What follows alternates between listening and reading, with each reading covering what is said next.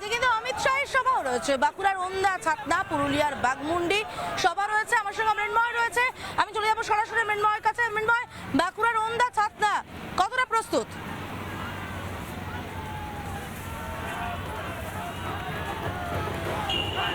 একবারে দেখো, আজকে বাঁকুড়া জেলাতে অমিত শাহের জোড়া সভা রয়েছে। প্রথমে তিনি আসবেন বাঁকুড়ার ওঁদা বিধানসভার রামসাগরেতে এবং তারপর তিনি পৌঁছে যাবেন ছাতনা বিধানসভা এলাকায়। প্রথমে তিনি রামসাগরে যে ফিশারি মাঠ রয়েছে সেখানে এসে তিনি সভা করবেন। মূলত তিনজন প্রার্থীর হয়ে, এখানকার প্রার্থী অমরনাথ শাখা এবং বিষ্ণুপুর এবং কতুলপুর, এই তিনটি বিধানসভার হয়ে আমি এখানকার পেয়ে গেছি অমরনাথ শাহাকে। আমরা যেমন স্বাস্থ্যের খেয়াল রাখি বলে আমাদের রান্না করে প্রথম চয়েস অর্থাৎ মেন চয়েস ডক্টরস চয়েস, এরকম এলাকার উন্নয়নের খবর নিয়ে আমি ওনার কাছ থেকে জানতে চাইবো, কি বলবেন?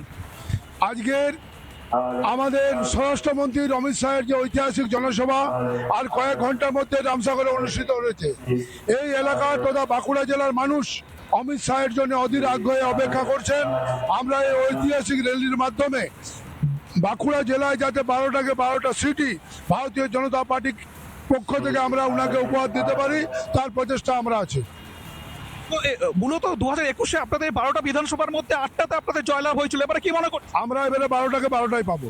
সামান্য জন্য কয়েকটা গেছিল, আমরা কিন্তু এবারে 12টাকে 12টা সিটি জিতবো, কোনো সন্দেহ নেই আমাদের। এইবারে 2021-এর যে প্রভাব, সেই প্রভাব যে অমিত শাহ এসেছিল এই মাটিতেই সভা করেছিল, তো এইবারে সেই সভার প্রভাব কতটা? সেই প্রভাব বিগত দিনের প্রভাব থেকে অনেক ছাড়িয়ে যাবে, কারণ বিগত 5 বছরে মমতা সরকারে যে কার্যকলাপ, যে কুকীর্তি, সে মানুষ আগে আমরা বুঝাতে পারিনি, মানুষ এখন নিজে নিজেই বুঝে গেছে। তারা অপেক্ষায় আছে 23 তারিখে ভোটটা দেওয়ার জন্য। তো এই যে ছবিটা আমি তুলে ধরছি, দেখতেই পাচ্ছ সভার শেষ মুহূর্তের প্রস্তুতি চলছে, অর্থাৎ কিছুক্ষণের মধ্যে আর 1 ঘন্টার মধ্যে কিন্তু স্বরাষ্ট্রমন্ত্রী অমিত শাহ তিনি এখানে এসে উপস্থিত হবেন এবং এরপর এখানে 11:30 সভা করার পর তিনি 12:55 পৌঁছে যাবেন ছাতনা বিধানসভা এলাকায়, ঝাঁটিপাহাড়ি এলাকাতে, এবং সেখানে সভা করবেন। এবং পাশাপাশি আজকে বাঁকুড়ার যে গঙ্গাজল ঘাটি আছে সেখানে অভিনেতা মিঠুন চক্রবর্তী তিনিও কিন্তু বিজেপি প্রার্থী বিল্লেশ্বর সিনহার হয়ে রোড শো করবেন এমনটাই জানা যাচ্ছে। এবং এই মুহূর্তে কিন্তু এখানকার যে সিকিউরিটি ব্যবস্থা, সে সিকিউরিটি ব্যবস্থার উপর জোরদার সিকিউরিটি ব্যবস্থা রয়েছে এবং মূলত যে চেকিং পয়েন্ট অর্থাৎ গেটে ঢোকার যে পয়েন্ট, সেখানে কিন্তু এই মুহূর্তে সবাই এসে একে একে উপস্থিত হচ্ছে এবং এইখানে যে সভা করা হচ্ছে তার যে বাস, সে বাস ইতিমধ্যেই ওঁদা এসে পৌঁছেছে। কিছুক্ষণের মধ্যেই কর্মী সমর্থকরা কিন্তু এখানে ঢুকতে শুরু করবে, এমনটাই কিন্তু ছবি উঠে আসছে। সব মিলিয়ে গতবারের থেকে, অর্থাৎ 2021-এ অমিত শাহ যে সভার প্রভাব পড়েছিল, এবারে বিজেপি প্রার্থী যেটা দাবি করছেন তার সঙ্গে থাকো আমাদের, আমরা অবশ্যই এদিকে নজর রাখবো। বাঁকুড়ার ওন্দা, ছাতনায় নজর থাকবে, পুরুলিয়া বাঘমুন্ডিতে যাবেন অমিত শাহ, সেদিকেও নজর থাকবে। কিন্তু আরো একবার প্রধানমন্ত্রী সবাই নজর রাখতে হচ্ছে আমাদেরকে। আমরা অর্ণবের কাছে চলে যাবো পূর্বস্থলীতে। অর্ণব, পূর্বস্থলী কতটা জমজমাট আরো একবার তোমার কাছ থেকে দেখতে চাইবো।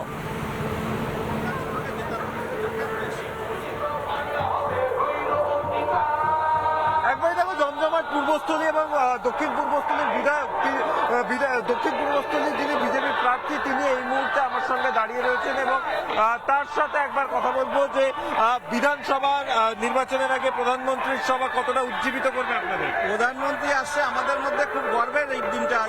আজকের এই গর্বের দিনে আমরা গর্বের সঙ্গে আমরা এখানে বলতে চাই, পূর্বস্থলী দক্ষিণ বিধানসভা জিতছে, জিতবেই। কতটা সাড়া পাচ্ছেন প্রচার থেকে? এবার খুব বেশি সাড়া রয়েছে আর আমাদের কর্মীরা খুব আনন্দের সঙ্গে আমাদের এই কাজটা করছে। আমাদের জিত নিশ্চিত হয়ে আছেন। আমাদের জিতলে যদি এখান থেকে নির্বাচিত হন, মূলত কি কি বিষয়ে নজর দেবেন সবার আগে? আমাদের এখানে যেই বিষয়গুলো রয়েছে, পরিযায়ী শ্রমিকের বিষয়টা রয়েছে, চাষিদের সমস্যা রয়েছে, তাঁতিদের সমস্যা রয়েছে, কাজের সমস্যা রয়েছে, বিশেষ করে সমস্যা ভীষণ পুরোটাই সমস্যার মধ্যেই রয়েছে এখানে পশ্চিমবঙ্গে। একাধিকবার দেখা গেছে পূর্ব বর্ধমানে বালি পাচার নিয়ে কেন্দ্রীয় তদন্তকারী সংস্থাগুলো রেড করেছে।